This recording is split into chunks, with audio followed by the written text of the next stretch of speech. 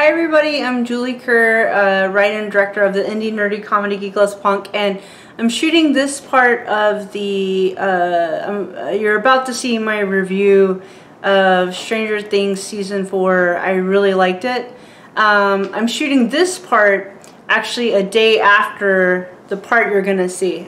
Different lighting and different outfit. But this part I just wanted to quickly say, because I do talk about this in the video. I really like the character Will. I relate to him a lot, except for me. He's like, you'll see, he's probably gay. I think that's where they're going with the character Will. So I was a lesbian, still am, but I was born in 1982, grew up in the 90s, graduated 2001. From high school.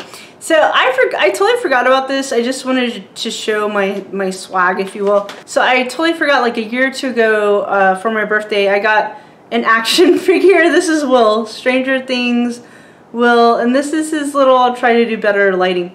This is his little bowl haircut. Okay, so that's Will, and that's my Will action figure. So I'll try to, you know, it's kind of dark right now. It's like nighttime. But yeah, so clearly I'm a fan of Will. He's one of my favorite characters. The other thing I wanted to show is that that bowl haircut, 1982. I talk about how I had that haircut. I totally did have that haircut. So I'm gonna show you some pictures for fun. Yeah, because it's mainly my friends and family who watch these videos. So I love you all, and any strangers, I love you all too, so in a humanitarian way. But yeah, the bowl haircut was real in the 80s, or 80s, early 90s, but okay. So that's me. I don't know if you can see me. Yeah, there it is. Total bowl haircut. Anyway, bowl haircut. Bowl haircut. Yeah, there it is. I think you can see it. Yeah, bowl haircut. Same deal. Bowl. Haircut. I had Will's haircut, so I guess you went to the hairdresser and you said make their hair look like a bowl, and the haircutter was like, okay, got it. Yeah, this one's the one you get anyway. But here's another one, bowl haircut, and I look like I'm about to fight some upside down monsters, but same deal. Here's one you can see it better, kind of like a bowl haircut. Yeah. Yeah, that's what we did in the 80s. Same deal, bowl haircut. These are all me, 1980s. We really like their haircut, so yeah, bowl haircut, marching band. Okay. The other thing I talk about is I really like the character Max, who's like a tomboy, so for fun, for my friends and family, this is me. Yeah. Bowl haircut, about to play softball. That gets pretty tomboy. And the other thing I talk about is how I did go to homecomings and proms with boys. Nice guys, really nice guys. But I couldn't, I didn't know any other gay people. I didn't really come out till I was 19, so you know, it's just tough. The way they're writing Will, I think, is really, I like how they're treating the character Will, if his storyline is gay, and I think his storyline is that he's gonna end up being gay. I like how they're handling that, and I think it's accurate for someone who's gay in like the 80s or 90s type of thing. So yeah, but this is me going to a prom or homecoming with a boy, which is awesome. But you know, I don't know, you know what I mean? It's, yeah. And then this is the one, that's me again going to a homecoming with Emilio, which I talk about a lot. So yeah, and we look pretty good, I think. But anyway, so yeah, I forgot that I do have this Will action figure.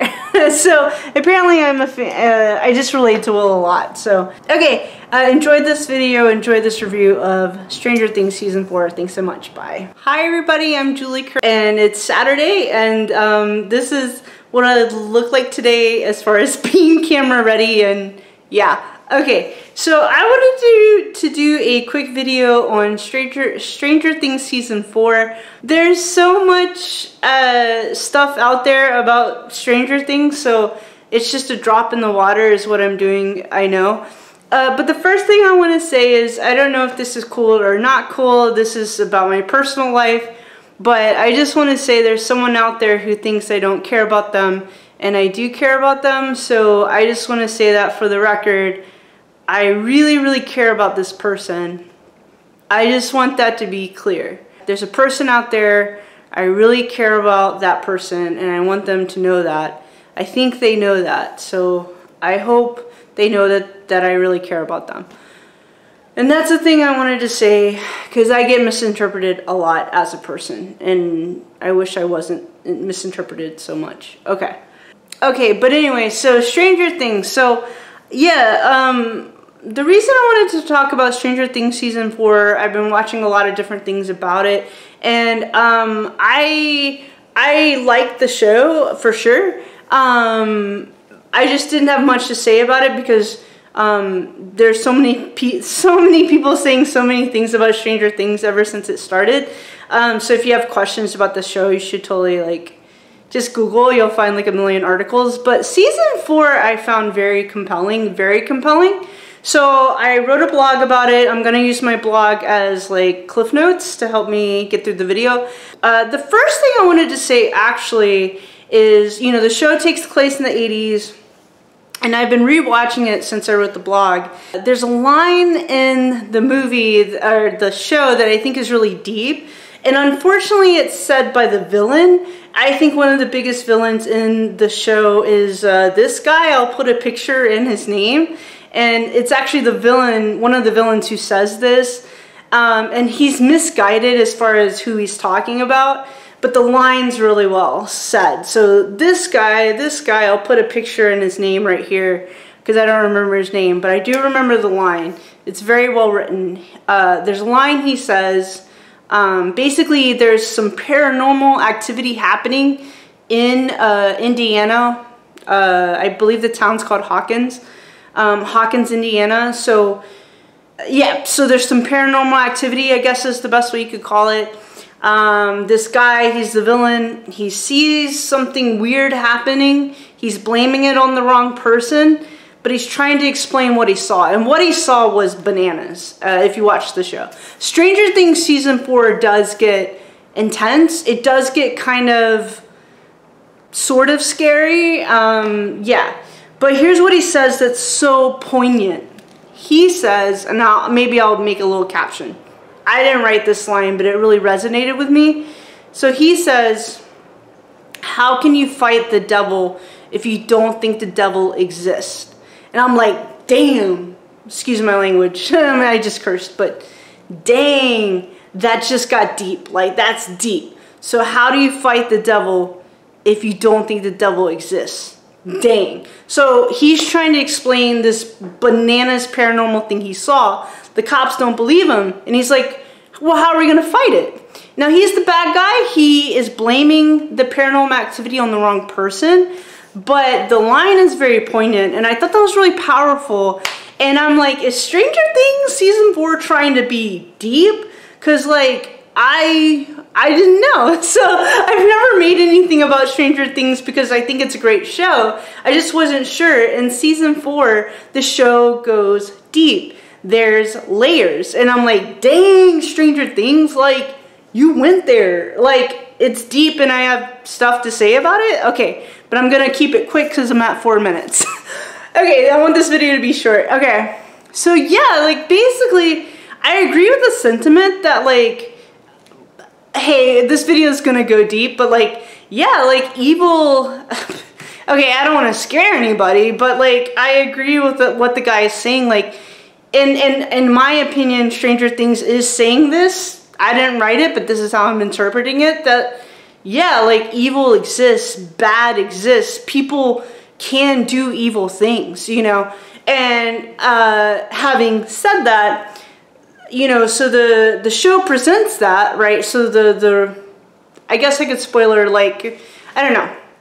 What I'll say is, once we meet the actual monster of Season 4 Stranger Things, you're like, dang, that is a monster, right? Once we actually see the monster, like, the monster is very monstery, like evil, right? So I mean, I don't know if they're trying to go deep, but I'm reading too much into it. But Stranger Things season 4, it does go deep. Excuse me. It does go really deep. But yeah, the premise is, yo, like, evil, like, at first they basically tell you, yo, evil exists, and here it is. And then it's up to these kids, these teenagers, to fight evil. I mean, like, a group of teenagers, and that's bananas, too. Alright, so, the show, in my opinion, is, hey, yes, evil things are real, but we have the power to fight them. And this is me, Julie, talking, but I think love is 5 million times stronger than hate. And I'm always going to believe that. But I think the reason why, and maybe I'm being naive in even saying this, but I think the reason why evil people get away with doing evil things is because, I'm gonna quote Stranger Things, like, how can you fight the devil if you think the devil doesn't exist? And I think sometimes the devil, you know, and you can substitute the devil. I grew up small town Baptist, so I'm okay with those kind of words like Satan and blah, blah, blah. But you can substitute Satan with evil or whatever, but it's just like, yeah, like, how do you, you know, sometimes monsters hide in plain sight, like, literally. So, yeah, that line really resonated with me. Okay, yeah, so, alright, so, yeah, I think Stranger Things season 4 was going kind of deep. That's what I think. Like, you know, I don't know if they're trying to, but yeah. Alright, so I'm going to talk about the 3 favorite things about Stranger Things. I'm 7 minutes in, trying to do this fast. Okay, so, because I promised my friend I'd call him pretty quickly. Okay, so, and I've been editing all day. Alright, so, okay. The first thing I really like about Stranger Things is a character called Will. I'm going to put him up here somewhere. Will is played by an actor called Noah Schnapp. I hope I said that right. Okay. And apparently I was Googling. Apparently there was some drama with Doja Cat and Noah Schnapp. I just want to say for the record, I love Doja Cat. I think she's bananas talented. And also, I think Noah Schnapp is cool. Just remember, with all the kids on Stranger Things, they are kids. So, they're kids. So I think Noah, is he like 19? I don't know. I'd have to Google. But he's definitely like a kid. But okay. I love Doja Cat. I think Noah Schnapp's cool. But the character of Will, the reason why I like the character of Will is because they haven't come out and said it, but it does a good job of saying he's probably gay. I think that's where they're going with this. And so this is the 1980s. There's no internet. There's no TikTok. So it does a good job of depicting, pretty sure that's where he hasn't come out, but I think that's where they're going with this. And so, and if he's gay, and I think that's the thing. I think he has a little crush on Mikey, and it's okay, and that kind of thing. But they are doing a good job of showing, like, it's just hard. So I happen to be a lesbian, and it's not that interesting. I've made a lot of videos about it, like, who cares? Okay, but anyway, I happen to be a lesbian, and I was born in 1982. I grew up in the 90s, graduated from high school in 2001. So, like, yeah, like, a lot of the pop culture stuff that Stranger Things hits on, like, for sure. Oh, I had Will's haircut. I totally had his haircut. His haircut in season 1, I had that haircut. I don't know. Parents were giving kids those haircuts in the 80s. That was the thing. Okay. But, okay, the thing I like about Will is, like, he's probably gay. I think that's where they're going with this. And they're doing a good job of showing that it's just very lonely. And that's what it was for me. I'm lucky. I didn't have to deal with any hate crimes. I did hear the word, excuse my language, I did hear, like, that's so gay, or I would hear faggot. No one would call me that because I'm a woman, but I'd still hear the word faggot a lot. In high school, I'd hear it every day. High school and middle school, that's so gay, not in a good way. So every time something bad happened, they'd be like, that's gay, and stuff like that.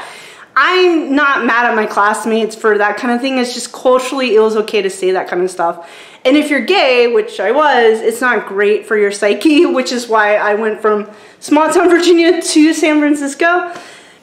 But the thing they're doing good with Will is, like, so seasons 1, 2, 3, and 4, you're watching kids who are around 10 or 11, and you're seeing their progression as they're going from about 16, 17.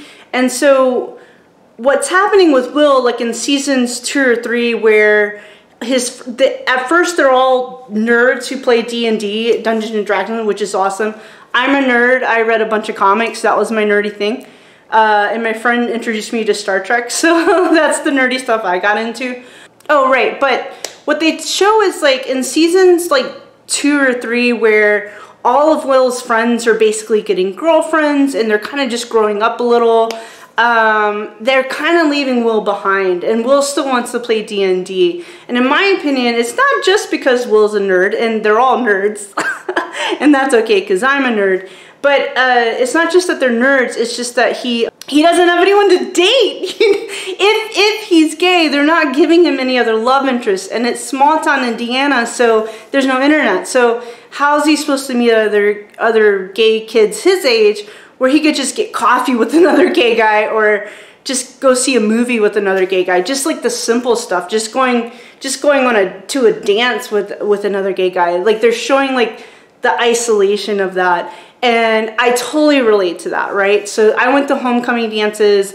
I went to school in small town Virginia. I went to homecoming dances and proms with boys, and really nice boys. I had a great time. Like, it was awesome. They got me corsages and it was really sweet. I have lots of cute pictures with the boys. You know, but deep down inside I was gay and I didn't know any other gay people, so it's like I couldn't go to a dance with a girl. And the isolation and sadness and loneliness that comes with that, I think they're doing a good job of depicting that with Will. And the reason why, in my opinion, Will hasn't come out, if they're going there where he's gay, like, he's still figuring himself out as well. So, like, if he's, like, in love with Mikey or has a little crush on Mikey, like, I think it's just... It's very innocent the way they're depicting it, like, because they're nerds.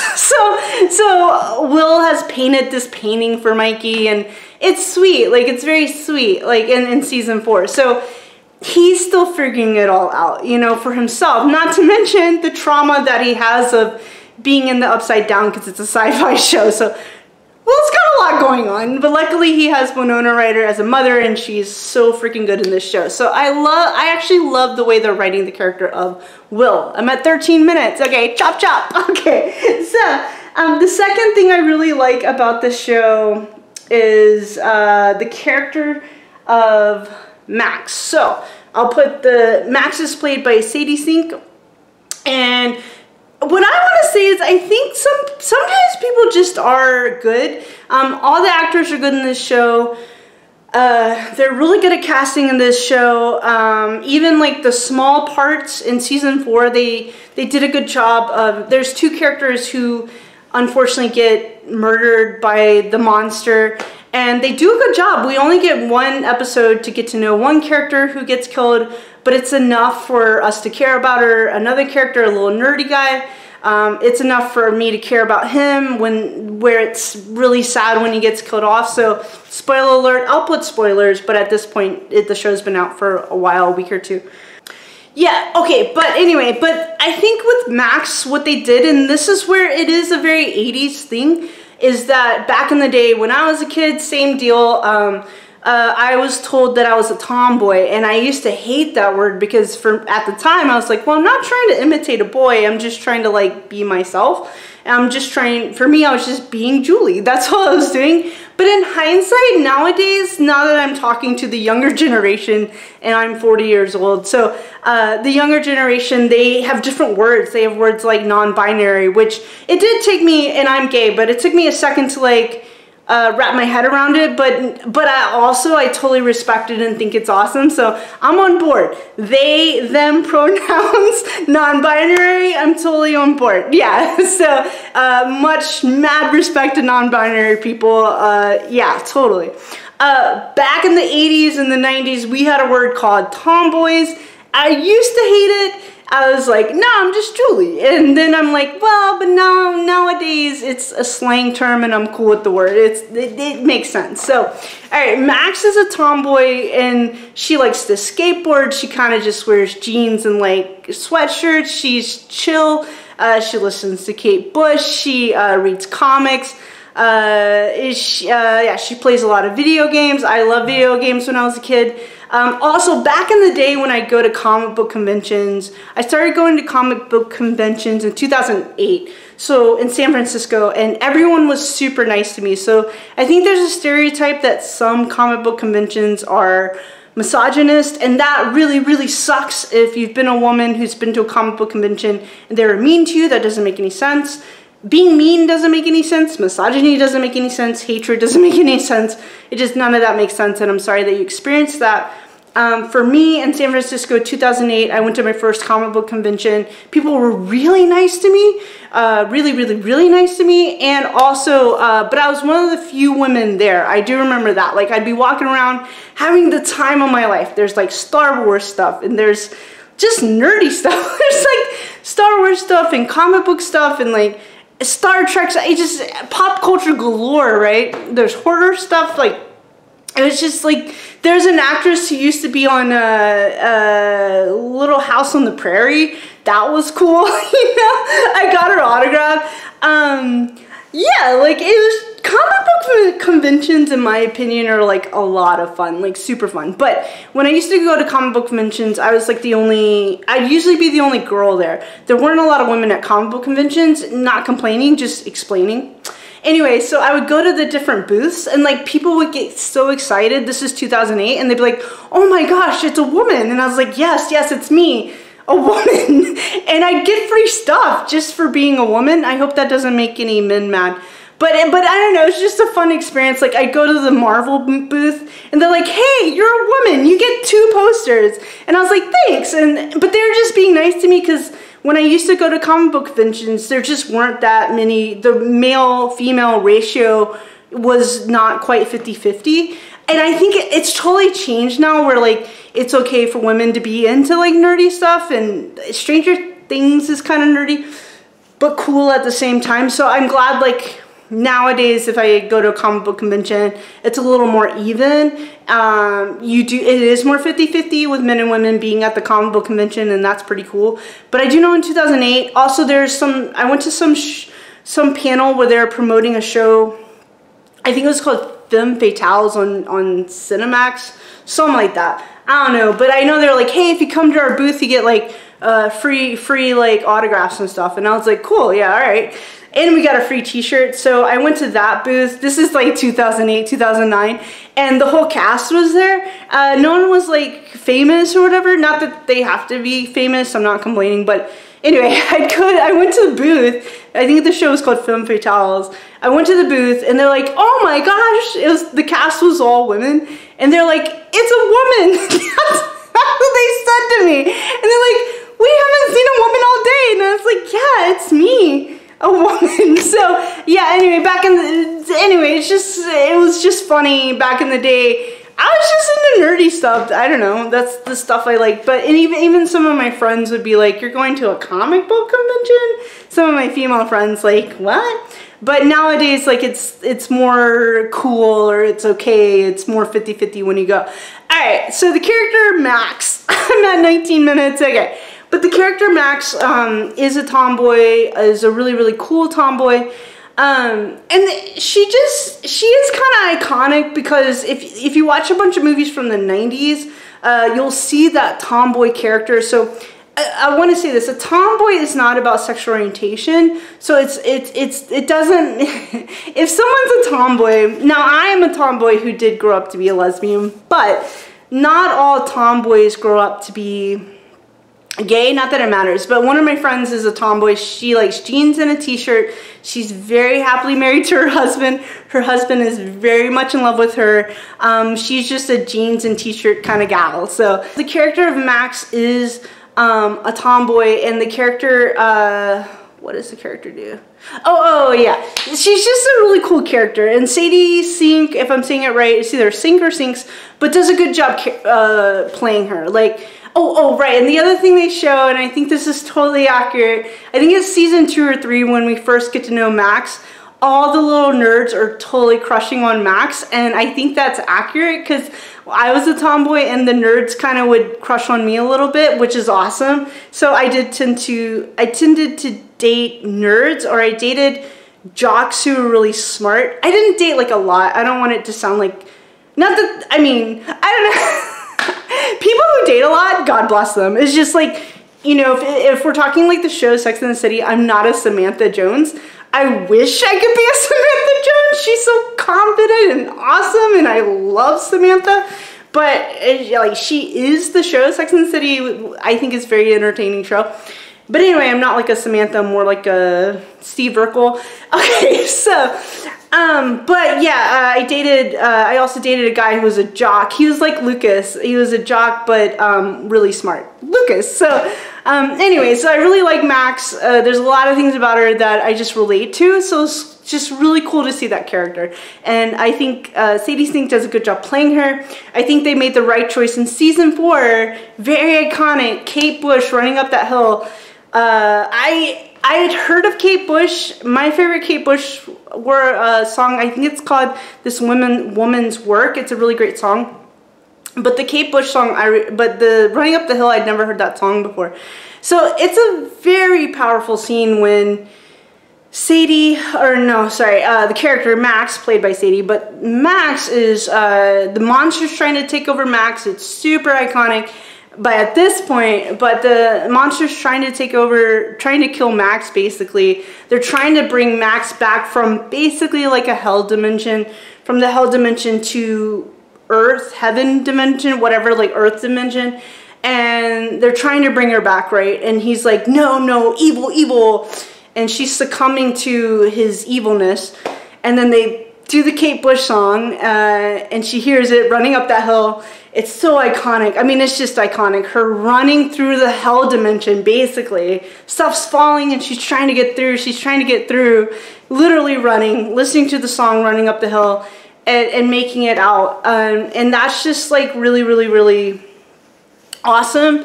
Yeah, like once she makes it, it's just, she makes it, she's okay. Lucas is holding her ex-boyfriend, who's a great guy. Actor who plays Lucas is very talented. But it's just a very iconic scene that she gets through it. She fights and runs away from the evil. She meets the devil, basically the monster, and she runs away and she wins. Like, so it's just a really good scene, and the character of Max is just a really cool character for all the tomboys out there. We get some really great representation through the character of Max. Very well written. Last thing I want to say, yes, okay, the last thing I really like about Stranger Things Season 4 and the whole series is the character 11, played by, I want to make sure I say her name right, Millie Bobby Brown. Yeah, okay. Yeah, so it's bananas because there's so many characters on the show, but Millie Bobby Brown is just really good at acting. Like, she's just extremely talented, and I guess just like God or the cosmos or whatever, or I'm sure she also works on her craft, but she's good at acting. She's just so good at acting. And you know, this show is intense, so the fact that she has to do this like really intense show, and she has, like, yeah, and her character 11 has been through all this trauma, y'all, science fiction like trauma, but then she has this group of friends, and she has this kind of, you know, she has this boyfriend who adores her, and then she has this best friend Will who loves her too, and you know, she goes from this traumatic, weird sci-fi place where she grew up to this, and Winona Ryder's like a mother figure to her, so she finds warmth and love and kindness. But yeah, Millie Bobby Brown's just really good at acting, and so I do think Stranger Things, a big reason why it's so good, in my opinion, is because Millie Bobby Brown is just so really good at acting. So she's just good at playing that character, and having to do all these like traumatic things. But I think season 4 Stranger Things, it's like, does this show, I guess, like before I was like, does this show have a point besides just being a cool show? And for me, like, season 4 is like, yes, this show has a point. And a really powerful point that, if I may, I'm gonna go deep, that adolescence is hard, life is hard, growing up is hard, trauma is hard, we all have trauma, all of it is challenging, all of it is tough. So with that, because life is so challenging and tough and hard, I think like this show provides a lot of catharsis. I think it's very popular with adults. Like, it just provides a lot of catharsis in general. The part where Eleven's getting flashes from her past, that's kind of accurate for people who've experienced trauma in general. And so what this show is picking up on is, like, you know, oh, right, we see, the other thing we see is Eleven, like, first she has to deal with, like, the hell that is, like, her growing up in this weird sci-fi type upbringing. Then she's got to go to high school. And then she's got to go, and then she's got to deal with this bully. This lady, this bully was so mean to her. Oh my gosh. It's just like, when is Eleven gonna get a break? Like, come on. That bully was so mean. Okay, whatever. She has to deal with the hell that is high school. Even though my high school, me going to high school wasn't that bad. It wasn't that bad for me to go to high school. But okay, but okay. What's the point of Stranger Things? Because now I'm at 27 minutes. But okay. I think the point of Stranger Things is, like, yeah, like, being a kid is tough. Life is hard. Like, there's monsters or evil or bad, or it's hard. You get your heart broken and you fall in love with the wrong person or blah, blah, blah. It's tough. Like, it's tough if you're Will or Max or Lucas or any of the characters. Life is challenging, right? But it's like what we're seeing with Eleven, you know, you have these awesome metaphor. Well, Eleven has superpowers. Like, literally she has superpowers. But, you know, at the same time where life is hard, all of us get these moments where we get to be extraordinary, really extraordinary. And that's cool, because life can be painful and hard, and there's monsters, and life can be extraordinary, and it's worth fighting for. And every season, these nerds these little nerds, and Steve, the nerds and the teenagers who are kind of a little bit cooler, but these group of kids, every season of Stranger Things, they have to get together and fight these monsters, and some adults help them out too. And what a metaphor, right? That we're all trying to live extraordinary lives, overcome and heal our trauma, and be awesome, right? And I think season 4 I really like the theme of season 4, that we're just all gonna keep being awesome. So yeah, my 3 favorite things about Stranger Things are Will, Max, and 11. There's so many things I could say about Stranger Things, but everyone else is already saying them because the show is bananas popular. But those are the things I want to talk about. That, yeah, life is tough and life is extraordinary.